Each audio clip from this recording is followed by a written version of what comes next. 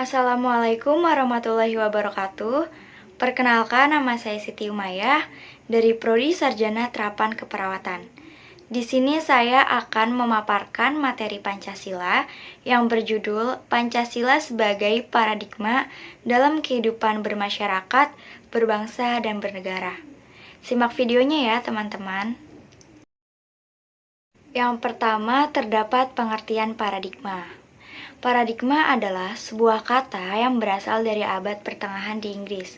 Kata ini merupakan serapan dari bahasa Latin, yaitu paradigma yang berarti suatu model atau pola. Dalam bahasa Yunani, paradigma, para, dan deiknunai yang berarti membandingkan, bersebelahan atau para, dan memperlihatkan atau deik. Juga dapat berarti seperangkat asumsi, konsep, nilai, dan praktik yang diterapkan dalam memandang realitas sebuah komunitas yang sama khususnya dalam disiplin intelektual.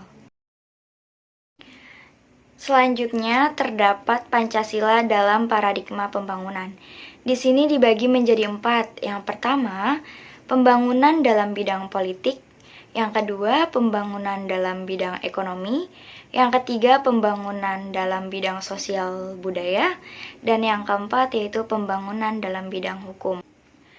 Di slide selanjutnya yaitu terdapat pengertian tentang pembangunan di bidang-bidang. Yang pertama yaitu pembangunan di bidang politik.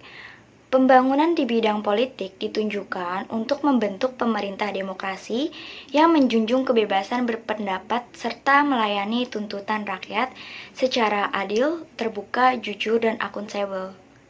Dalam hal ini, Pancasila memberikan dasar-dasar moralitas politik negara yang berdasarkan ketuhanan yang Maha Esa dan kemanusiaan yang adil dan beradab. Selanjutnya yang kedua yaitu pembangunan bidang ekonomi. Dalam pembangunan ekonomi, pemerintah harus berlandaskan Pancasila, terutama sila kelima, yaitu keadilan sosial bagi seluruh rakyat Indonesia. Dalam bidang ekonomi, kerakyatan kebijakan ekonomi harus ditujukan sebesar-besarnya untuk kemakmuran rakyat. Selain itu, pembangunan ekonomi harus berdasarkan moralitas kemanusiaan dan ketuhanan. Yang ketiga yaitu pembangunan sosial budaya. Pembangunan sosial budaya harus mampu meningkatkan harkat dan martabat manusia, yaitu menjadi manusia yang berbudaya dan beradab. Kemudian, berdasarkan sila persatuan Indonesia, pembangunan sosial budaya dikembangkan atas dasar penghargaan terhadap budaya-budaya yang beragam di Nusantara. Yang keempat, yaitu pembangunan dalam bidang hukum. Salah satu tujuan negara Indonesia adalah melindungi segenap bangsa Indonesia dan seluruh tumpah darah Indonesia. Untuk mewujudkannya, diperlukan perlindungan hukum kepada semua warga negara tanpa diskriminasi. Dengan demikian, substansi hukum yang dikembangkan harus merupakan perwujudan sila-sila yang terkandung dalam Pancasila. Selanjutnya yaitu membahas tentang Pancasila sebagai paradigma perkembangan iptek. Pancasila merupakan ideologi yang bersifat reformatif, dinamis, dan antisipatif. Pancasila mampu menyesuaikan dengan perubahan dan perkembangan ilmu pengetahuan dan teknologi atau iptek, yaitu dengan memperhatikan dinamika aspirasi masyarakat. Kemampuan dalam mengartikulasikan suatu nilai menjadi aktivitas nyata dalam pemecahan masalah yang terjadi. Kekuatan suatu ideologi itu tergantung pada kualitas dan dimensi yang ada pada ideologi itu sendiri, menurut Alfian tahun 1992.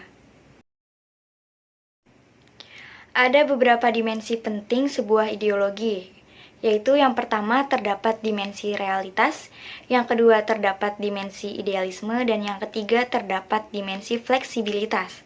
Dimensi realitas yaitu nilai-nilai dasar yang terkandung di dalam ideologi tersebut, secara real berakar dalam hidup masyarakat atau bangsanya, terutama karena nilai-nilai dasar tersebut bersumber dari budaya dan pengalaman sejarahnya.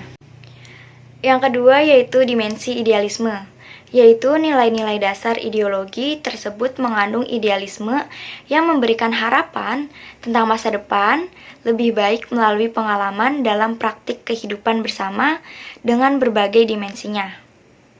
Yang terakhir yaitu dimensi fleksibilitas. Maksudnya yaitu dimensi pengembangan ideologi tersebut memiliki kekuasaan yang memungkinkan dan merangsang perkembangan pemikiran-pemikiran baru yang relevan dengan ideologi bersangkutan tanpa menghilangkan atau mengingkari hakikat atau jati diri yang terkandung dalam nilai-nilai dasarnya. Ilmu pengetahuan dan teknologi atau IPTEK pada hakikatnya merupakan hasil kreativitas rohani atau jiwa manusia. Selanjutnya yaitu sila-sila Pancasila yang menjadi sistem etika dalam pengembangan IPTEK. Yang pertama yaitu sila ketuhanan yang Maha Esa. Berdasarkan sila ini, IPTEK tidak hanya memikirkan apa yang ditemukan, dibuktikan, dan diciptakan, tetapi juga dipertimbangkan maksud dan akibat apakah merugikan manusia di sekitarnya atau tidak. Pengolahan ini diimbangi dengan melestarikan. Yang kedua yaitu sila kemanusiaan yang adil dan beradab. Memberikan dasar-dasar moralitas. Oleh karena itu, pengembangan IPTEK harus didasarkan pada hakikat, tujuan demi kesejahteraan umat manusia. IPTEK bukan untuk kesombongan dan keserakahan manusia, namun harus diabadikan demi peningkatan harkat dan martabat manusia. Yang ketiga yaitu sila persatuan Indonesia. Artinya mengkomplementasikan universalitas dan internasionalisme atau kemanusiaan dalam sila-sila yang lain. Pengembangan IPTEK hendaknya dapat mengembangkan rasa nasionalisme, kebesaran bangsa serta keluruhan bangsa sebagai umat manusia di dunia. Yang keempat yaitu sila kerakyatan yang dipimpin oleh hikmat kebijaksanaan dalam permusyawaratan perwakilan. Mendasari pengembangan IPTEK secara demokratis, artinya setiap ilmuwan harus memiliki kebebasan untuk mengembangkan IPTEK dan juga harus menghormati dan menghargai kebebasan orang lain dan memiliki sikap yang terbuka untuk dikritik dikala ulang maupun dibandingkan dengan penemuan lainnya. Yang terakhir, sila keadilan sosial bagi seluruh rakyat Indonesia. Mengimplementasikan pengembangan IPTEK haruslah menjaga keseimbangan keadilan dalam kehidupan kemanusiaan, yaitu berkesinambungan dan berkeseimbangan keadilan dalam hubungannya dengan dirinya sendiri maupun dengan Tuhannya, manusia dengan manusia, manusia dengan masyarakat bangsa dan negara, serta manusia dengan alam lingkungannya. Selanjutnya kita akan membahas tentang aktualisasi Pancasila dalam kehidupan. Nah, aktualisasi di sini merupakan suatu bentuk kegiatan melakukan realisasi antara pemahaman akan nilai dan norma dan tindakan dan perbuatan yang dilakukan dalam kehidupan sehari-hari. Aktualisasi Pancasila yaitu penjabaran nilai-nilai Pancasila dalam bentuk norma-norma serta merealisasikannya dalam kehidupan berbangsa dan bernegara. Aktualisasi Pancasila ini dilakukan secara objektif dan subjektif. Secara subjektifnya itu yaitu sebagai upaya merealisasi penjabaran nilai-nilai Pancasila dalam bentuk norma-norma ke dalam diri setiap pribadi, perseorangan, setiap warga negara, setiap individu, setiap penduduk, setiap penguasa, dan setiap orang Indonesia. Aktualisasi nilai-nilai Pancasila secara subjektif dapat tercapai bila nilai-nilai Pancasila tetap melekat dalam hati sanubari bangsa Indonesia. Yang kedua yaitu aktualisasi Pancasila secara objektif.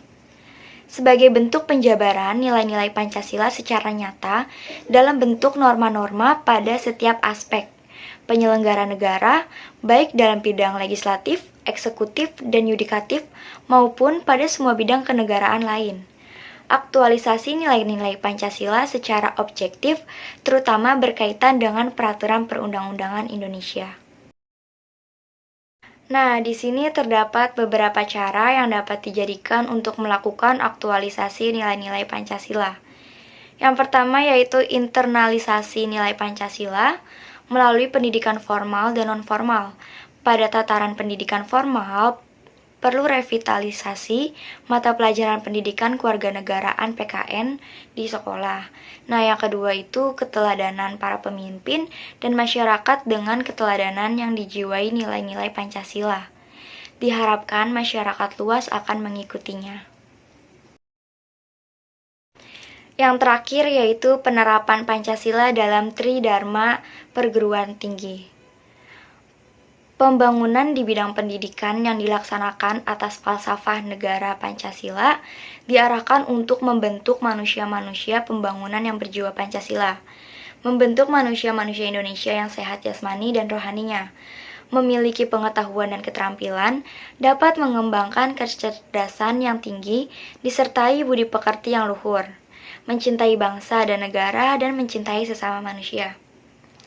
Di sini, peranan perguruan tinggi dalam usaha pembangunan mempunyai tugas pokok, yaitu menyelenggarakan pendidikan dan pengajaran di atas perguruan tingkat menengah berdasarkan kebudayaan bangsa Indonesia dengan cara ilmiah yang meliputi yang pertama yaitu pendidikan dan pengajaran, yang kedua penelitian dan pengabdian, dan yang terakhir yaitu pengabdian kepada masyarakat yang disebut Tridharma perguruan tinggi. Implementasi Pancasila dalam Tridharma perguruan tinggi. Yang pertama itu kampus sebagai moral force perkembangan hukum dan HAM. Yang kedua kampus sebagai sumber pengembangan hukum. Dan yang terakhir yaitu kampus sebagai kekuatan moral dan pembangunan HAM. Itu saja presentasi yang dapat saya sampaikan. Semoga teman-teman bisa memahami materi yang saya sampaikan. Kurang lebihnya mohon maaf. Wassalamualaikum warahmatullahi wabarakatuh.